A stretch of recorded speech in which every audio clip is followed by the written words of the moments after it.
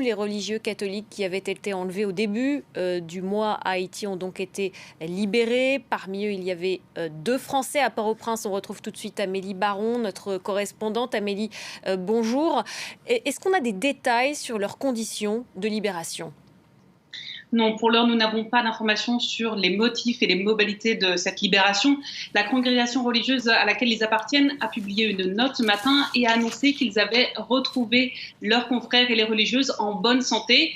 Dans ce message, la société religieuse remercie les ambassadeurs de France et des États-Unis pour, je cite, leur rapport diplomatique discret et efficace, mais sans préciser si une somme d'argent a été versée aux membres du gang, car les ravisseurs réclamaient $1 million de rançon.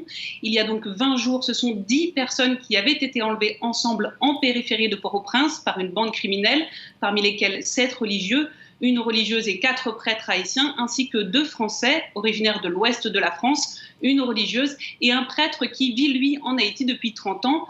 Une première otage avait été libérée dans l'immédiat, puis 3 autres avaient été relâchés par les ravisseurs le 22 avril, la semaine dernière. Et donc ce matin, les 6 derniers religieux otages ont été libérés, dont les 2 Français. Il faut noter que cela fait des mois que de tels rapts crapuleux marquent le quotidien des Haïtiens. Ces crimes se répètent dans de nombreux quartiers de la capitale, Port-au-Prince, et la population, qui se trouve impuissante et en colère, organise régulièrement des manifestations spontanées pour dénoncer ces actes et ce qu'elle considère comme l'inaction des autorités face aux gangs. Merci beaucoup, Amélie Baron, depuis Port-au-Prince.